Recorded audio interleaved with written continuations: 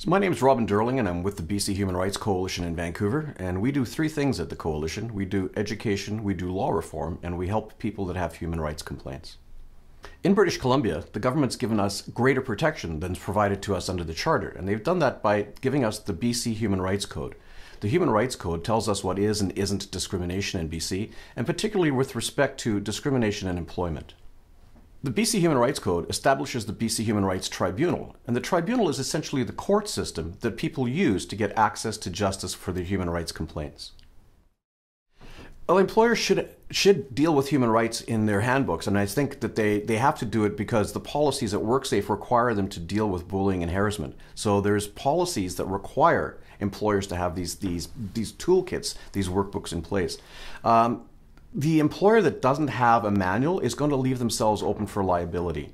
An employer that takes steps to educate their workforce and make sure that they've taken steps to tell people what they can't do is going to be seen to have taken some steps to have minimized the discrimination, so that when it occurs, the tribunal is going to say there should be potentially a lesser remedy because they've trained their employees on what not to do.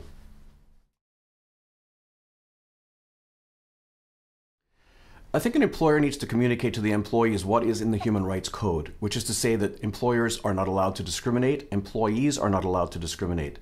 Discrimination includes things such as bullying and harassment, sexual harassment, racial slurs, those kinds of issues.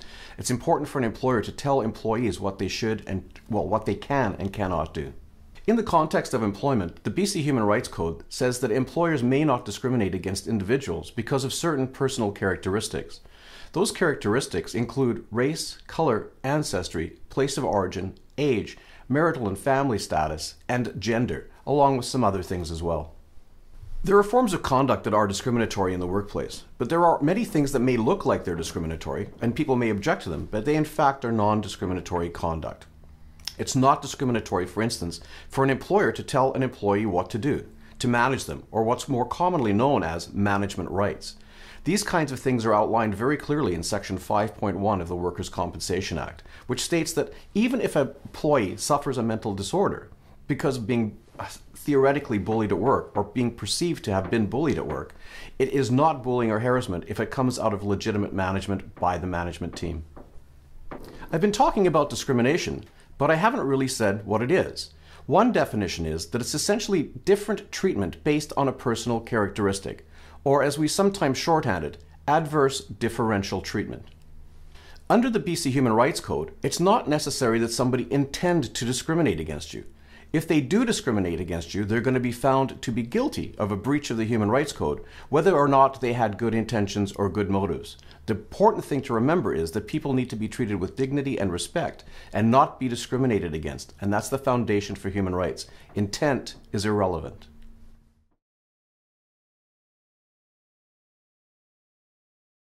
An employer might get a request for accommodation at work. This means that an employee will be asking for special treatment, things such as time off or modification of their work duties. An employer is entitled to get medical information to support these kinds of requests. The first thing an employer should do is get this medical information to see whether or not the accommodation request is actually medically necessary. And they should also find out what kinds of restrictions there are.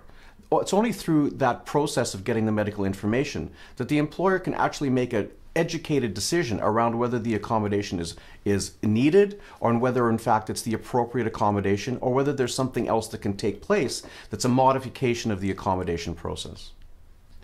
It's essential that employers actually educate their employees. This helps both the employer and the employee, because then both sides know what each's rights are.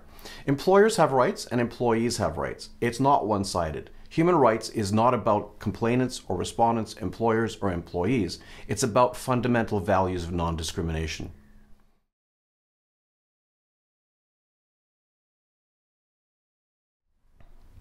It's important for employers to actually educate their employees because it minimizes the ability to get damages later on. An employer is always liable for the conduct of their employees and for themselves. However, they can minimize the damages, the remedial portion, by taking certain steps, such as educating their employees, engaging in the human rights process, and the procedural aspects of accommodation. The failure to do these things and engage the process adequately may lead to greater damages.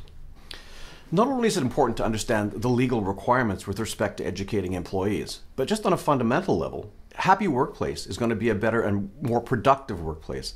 So employees that aren't being harassed or being bullied or discriminated against in the workplace are going to be more productive, which ultimately, and statistics show, will lead to greater profits for the employer.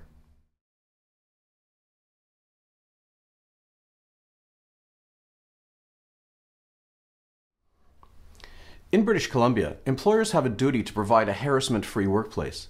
If you're being harassed at work because of one of your personal characteristics, such as race, color, gender, sexual orientation, then you can get protection from the BC Human Rights Code and the Human Rights Tribunal for that kind of harassment.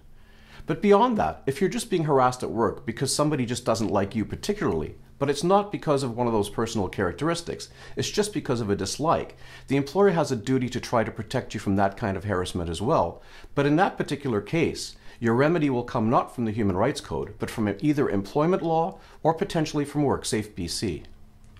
In the context of employment law and in the context of human rights law, employers have a duty to protect you from being either bullied and harassed or discriminated at work. But the law doesn't just apply to employers. And what I mean by that is it's not just protection from employers discriminating against you, but it also means that the employer has a duty to protect you from coworkers and even clients.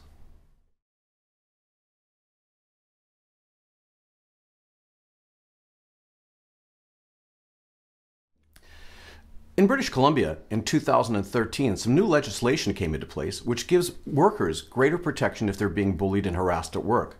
The Workers' Compensation Act, Section 5.1, allows workers who suffer a mental disorder, which is to say anxiety or depression, to actually file a claim if the anxiety and depression came about as a result of being bullied and harassed at work. This means that if they miss time from work, they in fact will be able to get paid their lost wages.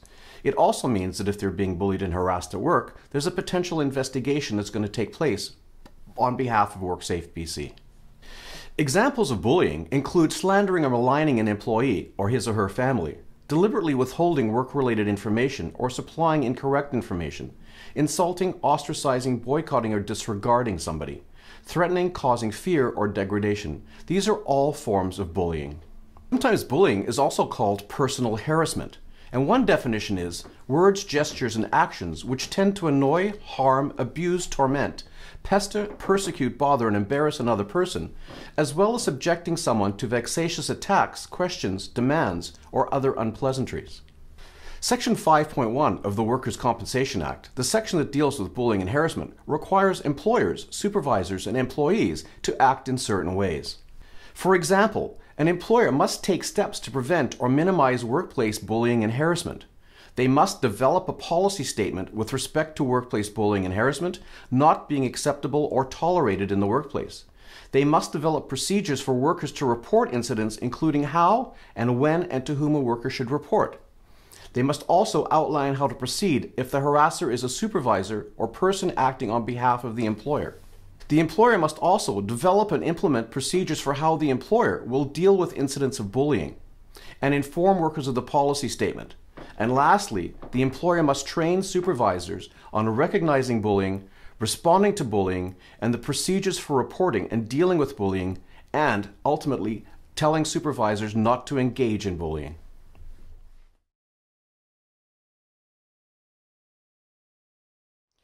It's important for employers to have a process in place where they allow communication to happen in the workplace. This will minimize the chances of it being a human rights complaint being led into a formal process such as at the Human Rights Tribunal.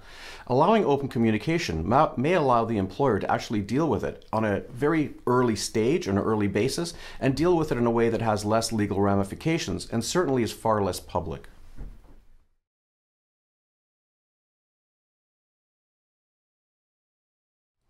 Sometimes it's important for employers to have clear processes in place so individual employees know what the process is if they do want to complain. That way, there's much an easier and better form of communication able to take place at an earlier stage. That may be a process where employers or employees are also asked to engage in the process of mediation or some other form of conflict resolution. If this isn't in a manual, then employers and employees may find themselves having to go to a more formal process, such as at the Human Rights Tribunal.